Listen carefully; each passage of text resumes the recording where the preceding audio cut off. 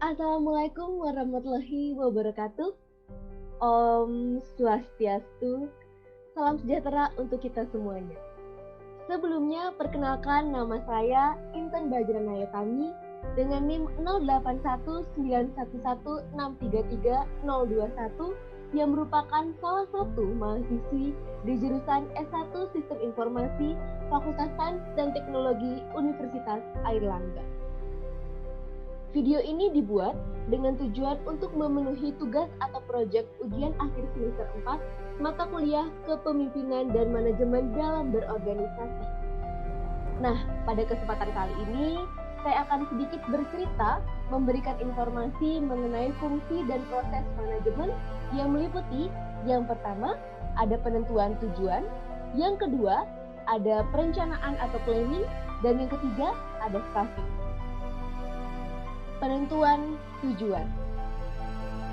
Nah, sebelum masuk ke proses atau tahap perencanaan, sebuah organisasi itu harus menentukan tujuannya terlebih dahulu, di mana tujuan ini mengenai suatu situasi atau kondisi yang tidak dilakukan sekarang, tetapi dimaksudkan untuk dilakukan di masa yang akan datang melalui kegiatan-kegiatan organisasi itu sendiri.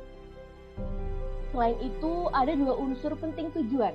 Yang pertama, yaitu hasil yang akan dicapai nantinya, dan yang kedua, ada kegiatan atau usaha-usaha sekarang yang diarahkan.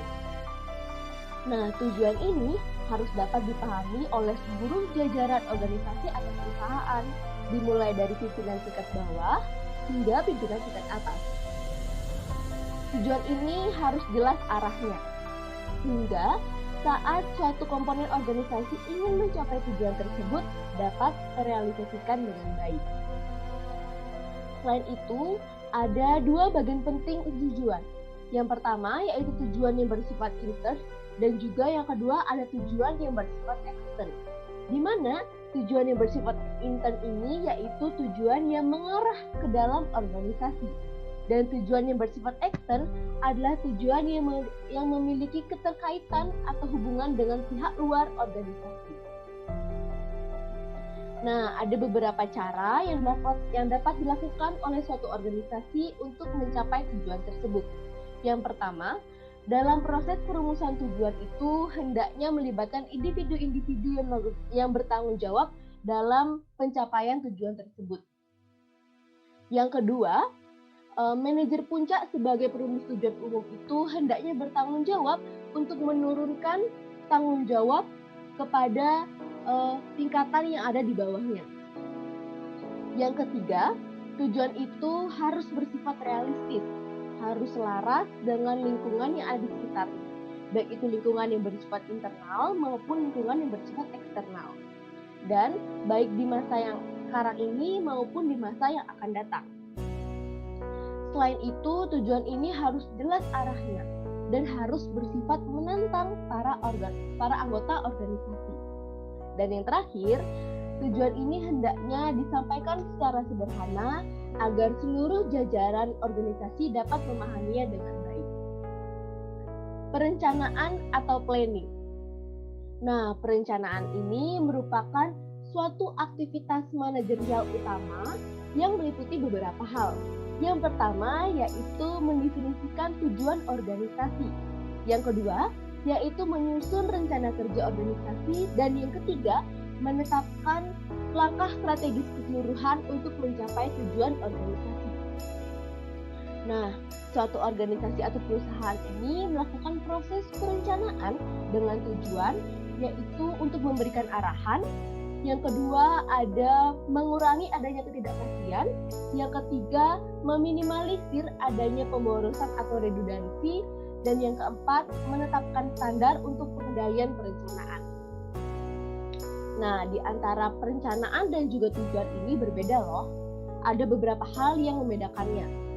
Yang pertama yaitu mengenai rencana, di mana rencana ini merupakan suatu dokumen yang menguraikan bagaimana tujuan tersebut dapat dipenuhi. Biasanya disertakan dengan alokasi sumber daya dan juga tujuan, jadwal, serta tindakan yang dibutuhkan atau diperlukan untuk mencapai tujuan organisasi. Selain itu, Sedangkan yang kedua di sini ada tujuan, di mana tujuan ini merupakan hasil atau titik akhir atau goals yang ingin dicapai oleh suatu organisasi. Tujuan ini memandu keputusan yang membentuk kriteria untuk menetapkan tolak ukur hasil kerja organisasi. Oleh karena itu, tujuan ini merupakan salah satu elemen penting dalam proses perencanaan. Sehingga seorang manajer itu harus menentukan goals-nya atau tujuannya terlebih dahulu sebelum membuat sebuah rencana. Nah, selain itu ada dua tipe atau dua jenis perencanaan. Yang pertama yaitu perencanaan secara strategis dan perencanaan secara operasional. Perencanaan strategis itu memiliki beberapa ciri. Yang pertama yaitu jangka waktunya yang cukup luas dan mencakup seluruh anggota organisasi dan merupakan sasaran umum dari organisasi itu sendiri. Sedangkan perencanaan secara operasional, di mana perencanaan ini memiliki ciri jangka waktunya yang cukup pendek dan juga menjelaskan secara rinci dan detail bagaimana cara mencapai perencanaan secara strategis sebelumnya. Seperti itu.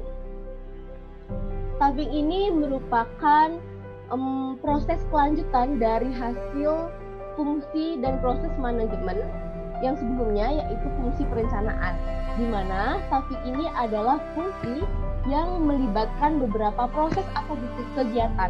Yang pertama ada proses penyeleksian, yang kedua ada proses penarikan, dan yang ketiga ada proses pengembangan penggunaan sumber daya manusianya atau SDM-nya dengan tujuan untuk mencapai tujuan organisasi yang efektif dan juga efisien.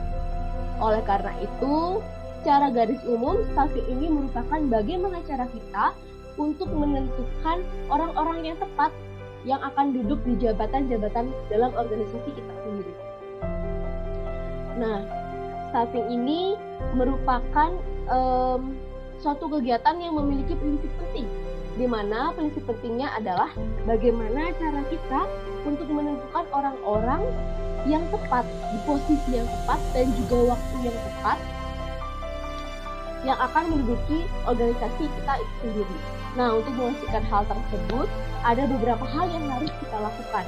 Yang pertama yaitu bagaimana cara kita untuk memahami bahwa seluruh proses yang ada dalam proses penyusunan personalia ini terkait atau terkandung dalam pengembangan penggunaan sumber daya manusianya atau SDM-nya. Jadi, staffing ini merupakan kita harus bisa melakukan proses peramalan mengenai mengembangkan jumlah karyawannya, lalu kita harus bisa memprediksi potensi-potensi apa yang sekiranya dibutuhkan untuk mengantisipasi adanya perubahan zaman, dan juga kita harus mengetahui posisi-posisi apa yang seharusnya diisi di dalam suatu organisasi kita. Selain itu, ada beberapa proses staffing yang terdiri dari yang pertama, yaitu perencanaan sumber daya manusianya atau SDM-nya yang terdiri dari penentuan kebutuhan, jabatan, dan pengembangan sumber-sumber penawaran personalia. Yang kedua, ada penarikan yang berkenaan dengan pencarian dan penarikan tenaga kerja yang berpotensi dalam jumlah yang tepat tentunya. Yang ketiga yaitu seleksi. Seleksi ini merupakan proses pemilihan tenaga kerja yang berpotensial untuk menduduki suatu jabatan dalam organisasi kita. Dan yang keempat ada pengenalan dan orientasi, di mana hal ini merupakan tahap awal bagaimana karyawan dapat beradaptasi dengan lingkungan organisasi atau perusahaan yang ada di sekitarnya. Yang kelima, ada proses latihan dan pengembangan. Yang dimasukkan di sini dalam proses ini yaitu untuk memperbaiki penugasan, keterampilan, dan teknik pelaksanaan pekerja tertentu. Yang keenam, ada penilaian, di mana proses ini merupakan penilaian pelaksanaan kerja dilakukan dengan membandingkan antara pelaksanaan kerja dan juga perseorangan dan standar atau tujuan yang dikembangkan. Proses yang ketujuh itu ada pemberian jasa dan penghargaan yang disediakan bagi karyawan sebagai kompensasi atau penghargaan pelaksanaan kerja dan sebagai motivasi bagi karyawan tersebut di waktu yang akan datang. Yang kedelapan, itu ada perencanaan dan pengembangan karir yang mencakup transfer, yaitu ada promosi, demosi, dan juga lateral. Penugasan kembali, pemecatan, pemberhentian, dan pensiun. Seperti itu. Nah, baik, sekian dari saya. Mohon maaf jika ada salah kata. Semoga apa yang saya sampaikan dalam video ini dapat bermanfaat bagi kita semua. Akhir kata, saya tutup dengan salam. Wassalamualaikum warahmatullahi wabarakatuh. Om Santi Santi Santi Om.